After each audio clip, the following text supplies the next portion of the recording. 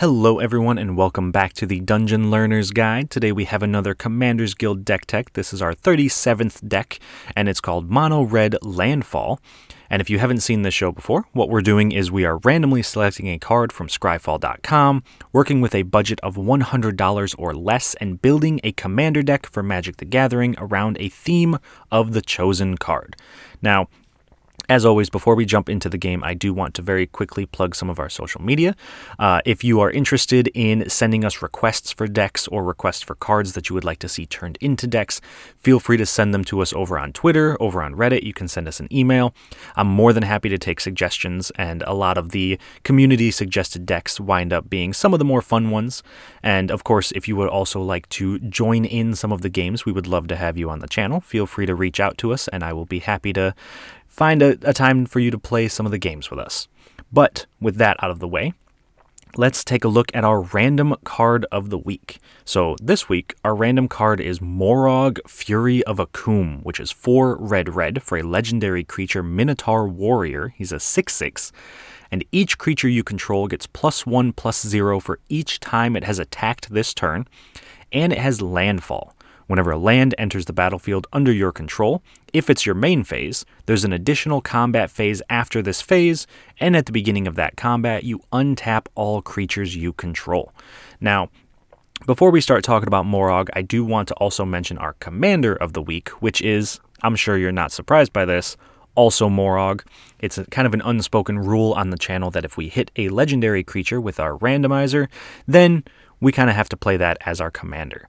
So Moraug for this week is a mono red landfall deck, which is harder to do than you might expect. Obviously, we would like to have green to be able to get a lot of ramp into play. White is also a very good landfall color, but Moraug does have some unique synergies that play super well in this deck. And I do want to point out a couple of things about Moraug before we get into the actual deck tech. The first of which is it's almost just a natural anthem when it comes in. So each time a creature attacks, it gets an additional +1/+0. So we're able to immediately start pumping our team when we go to combat. And then for the second ability, the landfall ability, it's important that it says the landfall trigger has to happen in our main phase. So we can't use something like Sword of the Animus to cheat in a land every single time we go to combat. And it specifically says that at the beginning of that combat, you untap all creatures you control.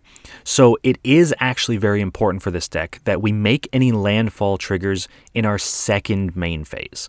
Because if we do it in our first main phase, we'll get our extra combat before our normal combat step. And when we go to our normal combat step, our creatures won't untap.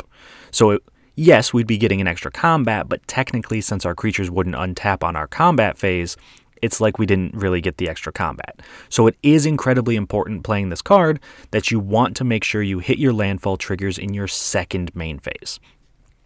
But with that quick little disclaimer out of the way, let's actually take a look at some themes that we have in this deck. Now, we've mentioned the first one a little bit already. That is Landfall. We want to try to play as many lands on any given turn as possible. And so for that, we have Spitfire Lagak representing. It is 3 and a red for a creature lizard. It's a 3/4, and it has Landfall. Whenever a land enters the battlefield under your control, Spitfire Lagak deals 1 damage to each opponent. So if we can get 2 to 3 landfall triggers a turn, not only do we get 2 to 3 combats with Moraug, we also do 2 to 3 damage to each opponent with Spitfire Lagak, which doesn't sound like much, but it's enough that it adds up over time. Our next main theme is combat attack triggers. We want to be able to attack a bunch of different times, and so we want creatures that do things when they attack. So for example, Drakuseth, Maw of Flames, is 4 red for a legendary creature dragon.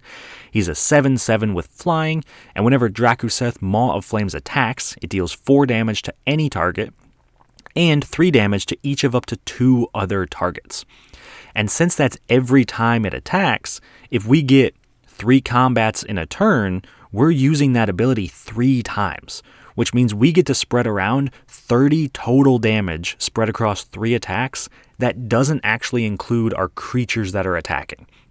So we want creatures that are able to trigger on attacks, be able to do a ton of damage like Drakuseth, and honestly, As long as we can do that, it's going to be hard for our opponents to keep up with us.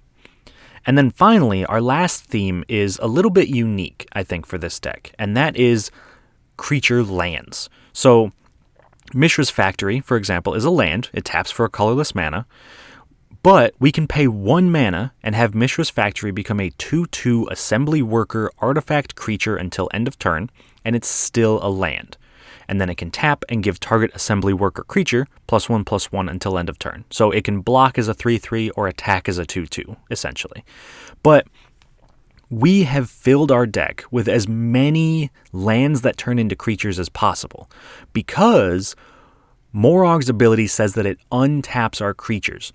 So we can tap all of our lands, turn them into creatures, and then untap them with Moraug's ability, meaning we can either get a ton of extra mana if we need it, or there may be lands that give us special attack triggers. So Mishra's Factory could, in theory, attack and then turn itself into a 3/3 if we're able to keep untapping our creatures, make it super big. But really what we want to do is be able to go to combat, untap most of our lands, and then kind of continue casting things later on, especially if we have instant speed interaction. So those are the themes for this deck. Let's take a quick look at some key cards, some cards that I think are very powerful and important to this deck's strategy.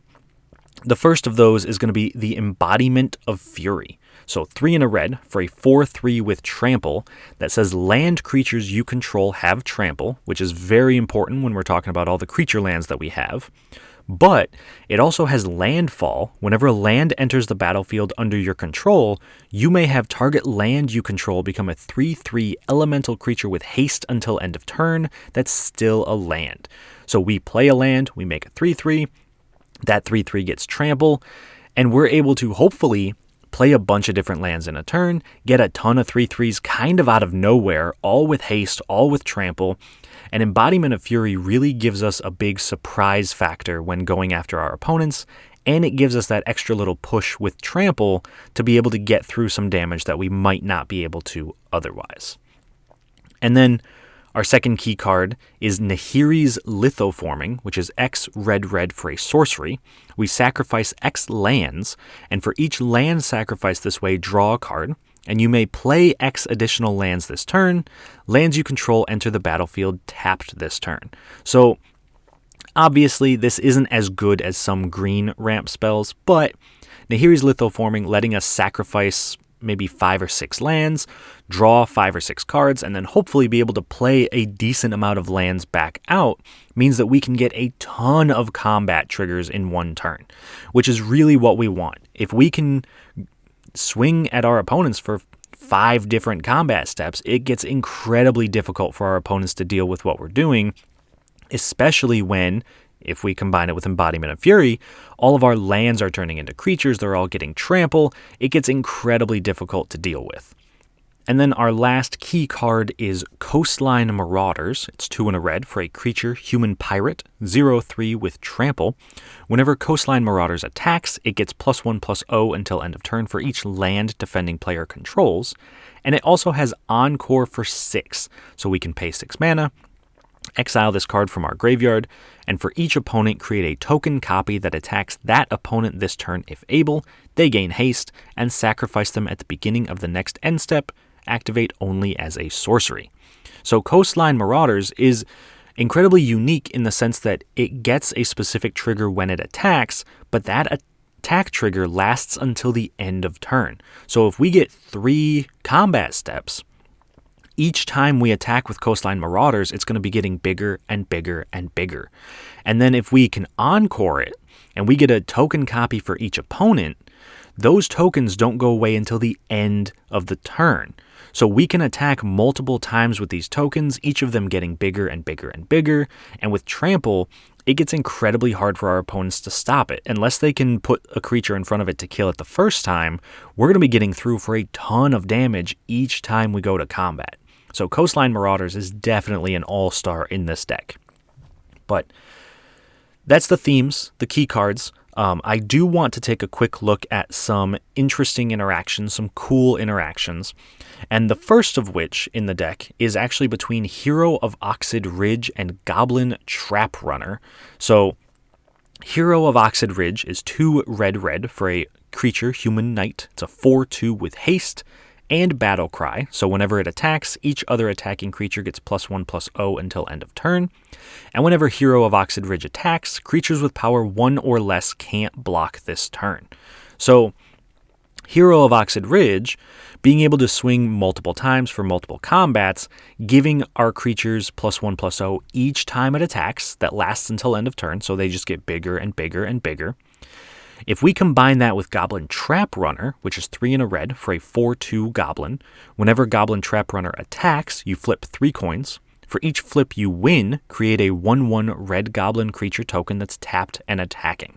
So even if we just get 2 combat steps in a turn, Hero of Oxid Ridge is giving all of our creatures +2/+0, and whenever it attacks, creatures with power 1 or less can't block. So there's no way our opponents can just kind of chump in with some small creatures. They would have to be trading bigger creatures. And then Goblin Trap Runner is making a maximum of 3 extra goblins that are also attacking every single time it attacks. So we are filling up our board with creatures, making them super big, and preventing tiny creatures from blocking them, meaning that our opponents, even just to kill one of our 1/1 goblins, has to throw something that's at least a 2/2 in front of it, making this an incredibly powerful interaction that can really start to put pressure on our opponents.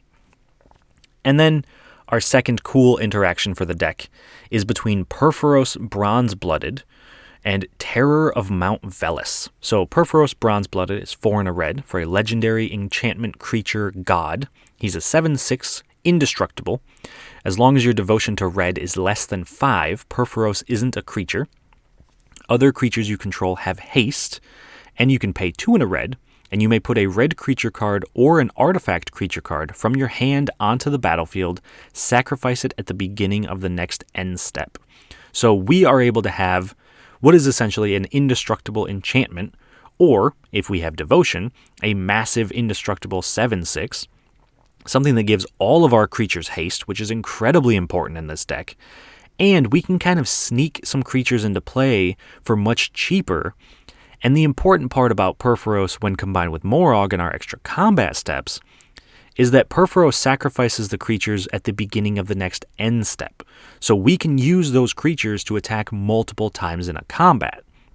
So if we combine Purphoros with Terror of Mount Velis, which is 5 red for a dragon, 5/5, flying, double strike, when Terror of Mount Velis enters the battlefield, creatures you control gain double strike until end of turn. Again, that's until end of turn. We can put Terror of Mount Velis in for 3 mana with Purphoros. Gives it haste. We attack into our opponents, giving everything double strike. Hopefully with Moraug we get additional combat steps. We attack again. We still have double strike. We can do a ton of damage with this interaction. And it comes out of nowhere if you've got the 3 mana with Purphoros to be able to sneak in the Terror of Mount Velis. And since Terror of Mount Velis is 7 mana, that also frees up the rest of our mana to do anything else that we need, whether that's turning our creatures into lands, our lands into creatures, doing whatever we need to be doing. So, with the cool interactions and the themes and the key cards out of the way, let's take a quick look at the budget of the deck. And this week, we came in at $90.76. And the weird part about this deck is that there's not actually any super expensive cards. And the most expensive card is actually Den of the Bugbear, which is $5.08. Now, because we're playing a ton of creature lands, and because we're playing lands that want to get out other lands, so for example, we're playing Fabled Passage and Evolving Wilds, and all these cards that want to get other lands into play, we have a ton of cards that are floating around the $4 to $5 range. Now, if you're looking to cut any particular card, there isn't any that's going to really lower the price. But if you wanted to cut some of the creature lands or some of the fetch lands, that will lower the price of the deck significantly. And I think if you are tweaking the mana base a little bit, you can make this deck very, very affordable in the long run. So that is something to consider when putting this deck together. But it is still about a $90 deck. It is still under budget, and it's pretty powerful, all things considered. But With the actual deck tech out of the way, we have one last thing we gotta do, and that is jump into a game and see how this deck actually performs. So for today, we are joined by Nina, who is playing Shadrix's Silverquill, Lena, who is playing Jarad Golgari Lichlord, and Kyle, who is playing Aminatu the Fate Shifter. Now, Shadrix is a deck that we've seen on the channel before. It's a very powerful deck, even though it is almost entirely a Strixhaven block deck. There's very few cards in this deck that aren't actually from Strixhaven, but Shadrix himself is a very powerful commander. So I think that even though we can get multiple combat steps, we don't have a ton of flyers, which may hurt us in the long run with Shadrix. Lena's Jarad deck is an elf tribal deck that focuses heavily on sacrifice synergies. So hopefully we're able to kind of trample over some of the elves. Our goal is that they stay pretty small, hopefully don't get too big, and we can kind of trample our way through. And then finally, Kyle's Aminatu deck. I haven't played against myself. I imagine it's a Blink style deck. He wants to play creatures and enchantments and artifacts that do something when they enter play, so that way he can exile them, return them to play, get a ton of value. I would imagine in the long run, his deck is probably the one that is going to put the most threat to us. I'd imagine the Esper color is very good at stopping someone from attacking if that's what they want to do. So I'm very excited for this game. I hope it goes well, and I hope you guys do enjoy it also, and I will talk to y'all once it's done. At the start of the game, Nina goes first, followed by Lena, myself, and Kyle. On Nina's first turn, she plays a Plains. Lena plays a Barren Moor. I play a Mountain. Kyle plays a Plains. Nina plays a Plains. Lena plays a Sphogthos the Restless Tomb and then casts Soul Ring. I play a Mountain and cast Fire Diamond. Kyle plays a Plains and then casts Serene Master, which exchanges power until end of turn with any creature that it blocks. Nina plays a Plains and then casts a Reflective Golem, which can copy any spell that targets it by paying an additional 2. Lena plays a Forest and casts Llanowar Elves. I play a Myriad Landscape, and then I cast Fervor, giving all my creatures haste. Kyle foretells a card, and then plays an Azorius Chancery, returning a Plains to hand. Nina plays a Swamp. Lena plays a Swamp, and then casts Ivy Lane Denizen, which puts a +1/+1 counter on a creature whenever a green creature enters under her control. I play a Fabled Passage, and then cast Star Compass, before sacrificing Fabled Passage to put a mountain into play tapped, and then untapping it since I control 4 lands. And I then cast a Hanweir Garrison, which makes 2 human tokens that are tapped and attacking whenever it attacks. And I move to combat since I have haste, attacking Kyle for 2, creating 2 humans that are also attacking him. He blocks and kills one of the tokens, taking 3 total damage. On Kyle's turn, he plays an island and passes. Nina plays a Silverquill Campus, and then casts Killian Ink Duelist, making her spells that target a creature cost 2 less. Lena casts a Cultivate, putting a forest into play tapped and another into her hand. And then she casts Lathril Blade of the Elves, which makes a 1/1 elf token for each point of combat damage it deals, and this also triggers Ivy Lane Denizen, putting a +1/+1 counter on Lathril. On my turn, I cast Moraug, Fury of Akoum, before moving to combat, attacking Lena for 7 with Moraug, thanks to haste, and Nina for 3 with Hanweir Garrison, which makes 2 more human tokens that are also attacking her. Nina blocks with a Reflective Golem, killing it, and then in my second main phase, I play a Mountain, which triggers Moraug to get an additional combat phase and untaps all my creatures. I then moved my second attack, and I attack Nina for 8 with Moraug, Lena for 6 with all but one of the humans, and Kyle for 5 with the 2 tokens that are created by Hanweir Garrison and another human. Kyle then blocks with Serene Master, killing one of my tokens, taking 3. Finally, after letting me have all my fun, Kyle casts a Swords to Plowshares in my end step to exile Moraug and gain me 8 life.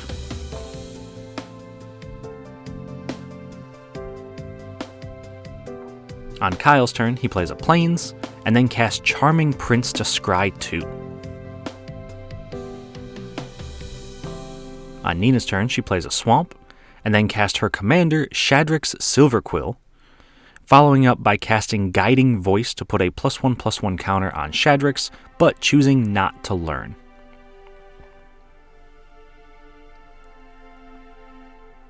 She then moves to combat, triggering Shadrax, putting a +1/+1 counter on all of her creatures, and letting Lena draw a card and lose a life. She then attacks me for 3 with Killian, gaining 3 life thanks to lifelink. Lena plays a Forest on her turn, and then casts Erebos Bleak-Hearted, which lets her pay 2 life whenever her creatures die to draw a card. And she also casts Lignify, turning Shadrax into a 0/4 Treefolk with no abilities. Once that resolves, she moves to combat, and attacks me for 3 with Lathril, creating 3 1/1 elf tokens when it deals damage, and this also triggers Ivy Lane Denizen 3 times, and Lena puts all 3 +1/+1 counters onto Lathril. On my turn, I play a Rocky Tar Pit, and then I cast Hellrider, which does 1 damage to an opponent whenever they're attacked by one of my creatures. I then move to combat, attacking Nina for 5, making 2 human tokens and doing 2 damage to her, Lena for 3, doing 2 damage to her, and Kyle for 3, doing 2 damage to him. Then Nina blocks with Treefolk Silverquill, taking 3, Lena blocks with Ivy Lane Denizen, taking 2, and Kyle blocks 2 humans, taking 1. I then pass to Kyle. Kyle, on his turn, casts a Runed Halo, naming Moraug to give himself protection from my commander, and then he plays Orzhov Basilica, returning a Plains to hand. Nina casts a Fracture, destroying Lignify and returning Shadrax to his full power, and then moves to combat, triggering Shadrax, and Nina puts a +1/+1 counter on all of her creatures, letting Kyle draw a card and lose a life. She then attacks Lena for 10 with Shadrax, and me for 4 with Killian, gaining 4 life.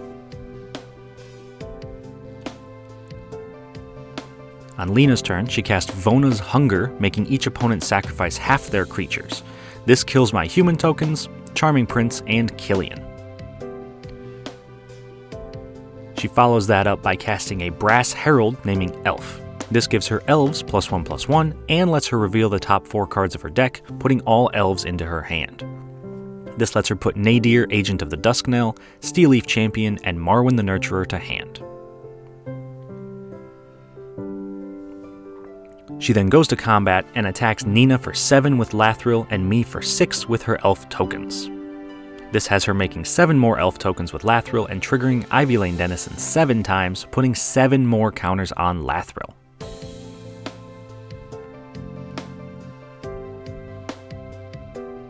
Then, at the end of turn, Nina casts Defend the Campus to destroy Lathril, and Lena activates Erebos, paying 2 life to draw a card when the elf dies.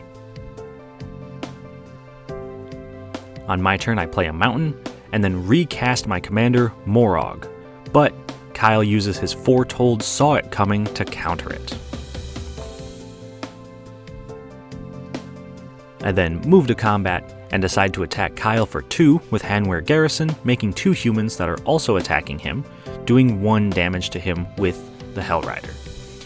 I also attack Nina for 4, doing 2 damage to her as well. Kyle then blocks and kills one of the tokens, and the rest of the damage goes through. On Kyle's turn, he plays a Swamp, and then casts his commander, Aminatu the Fate Shifter, and he follows that up by casting Oath of Kaya, doing 3 damage to Hanweir Garrison, killing it and gaining 3 life. He then activates Aminatu's -1 ability to exile Oath of Kaya and return it to play, doing 3 damage to Hellrider, killing it and gaining 3 more life. On Nina's turn, she casts a Silverquill Pledge Mage, and then moves to combat, triggering Shadrax, putting a +1/+1 counter on all of her creatures, and letting Kyle draw a card and lose a life. And then, moving to attacks, she hits me for 12 with Shadrax. On Lena's turn, she plays a Temple of Malady, scrying 1, and then cast Marwyn the Nurturer, which gets a +1/+1 counter whenever another elf enters under Lena's control, and can tap for green mana equal to her power. And then she also casts her commander, Jarad Golgari Lichlord, putting a counter on Marwyn, both of which also trigger Ivy Lane Denizen, letting her put a +1/+1 counter on Jarad and the Ivy Lane Denizen. She then moves to combat and attacks Kyle for 20 damage with all of her elf tokens, and me for 4 with the Ivy Lane Denizen. Kyle blocks and kills an elf, but he still takes 18 total damage. On my turn, I play a Jund Panorama and cast Flame Rush Rider, which makes a copy of a creature when it attacks, but it has to be exiled at the end of combat. And then I sacrifice Rocky Tarpit to put a mountain into play. And this lets me cast Street Riot, which gives my creatures +1/+0 and trample on my turn.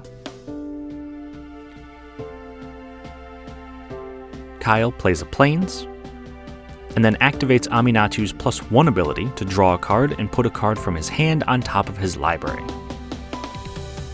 He follows that up by casting Scroll of Fate, which taps to let him manifest a card from his hand, which he immediately does, creating a 2/2 manifested creature.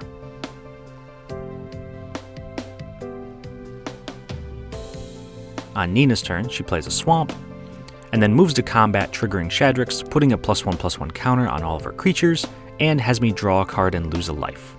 Then, with the ability to kill anyone she attacks, Nina decides to swing Shadrax at Lena for 14 damage, knocking her out of the game with commander damage. On my turn, I simply recast my commander and pass. When Kyle draws for turn, he reveals Terminus, casting it for its miracle cost and putting all creatures on the bottom of their owner's libraries. He then activates Aminatu's -1 ability to flicker Ruined Halo, this time naming Shadrax Silverquill when it re-enters, giving him protection from Nina's commander this time. He also activates Scroll of Fate, manifesting another card, and then cast Mystic Speculation with Buyback, scrying 3 and returning it to his hand when it resolves. On Nina's turn, she recasts Shadrax, and then moves to combat, triggering Shadrax, putting a +1/+1 counter on the dragon, and letting me draw a card and lose a life. On my turn, I cast Embodiment of Fury, which turns any one of my lands into a 3/3 creature when a land enters under my control. I also cast Anger, and then I play a Mishra's Factory, turning a mountain into a 3/3 creature. I also activate Mishra's Factory, turning itself into a 2/2 creature.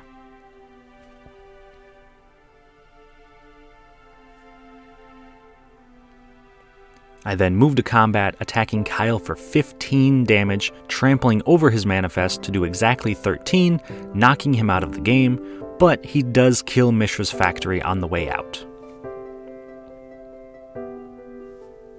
On Nina's turn, she casts Professor's Warning, putting a +1/+1 counter on Shadrax, and then also casts Expanded Anatomy, putting 2 more +1/+1 counters on Shadrax and giving him Vigilance until end of turn.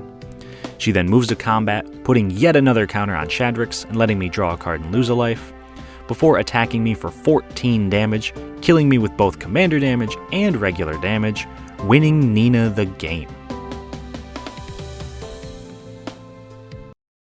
Alright, so that game was a ton of fun.